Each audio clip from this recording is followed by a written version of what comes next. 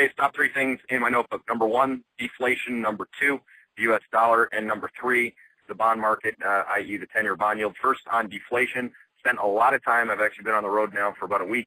And again, whether it's in California or it's in Mass or it's in New York, you're going to get the same debate as to whether or not deflation was a quick trend that has reversed into a counter-trend move.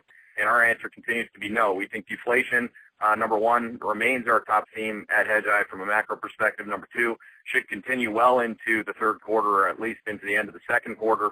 And again, capitulates when you get point number two today, which is both down data and U.S. dollar-driven deflation. So again, down data being the deflation data in Europe. You can see the CPI across the Eurozone is at its lowest low. At the same time, the dollar on the up day yesterday didn't take much. Again, don't forget that the dollar was up 0.1% last week, was up 0.5% yesterday, and oil reacted violently to that. So again, the correlation risk obviously is surreal at this point. If you get the dollar right, you get the rate of change in oil right.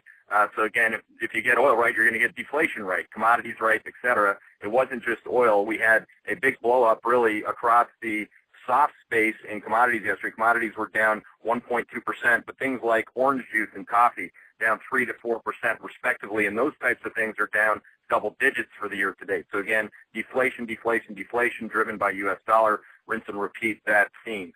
Finally, 10-year bond yield, it's rate, kind of like in, I shouldn't say in the middle of the risk range, closer to the top end of the risk range. It got there a couple times, 2.16, 2.17 is the top end of the immediate-term risk range for the 10-year bond yield with trend resistance up at 239. No support to 185. And then below that, no support to the all-time closing lows. So again, this is not for the faint of heart. Again, there's a lot of risk associated with what comes out of the unelected central planner's mouth, who is Janet Yellen. That will be later today. And there's a lot more risk after that. So those are your top three things.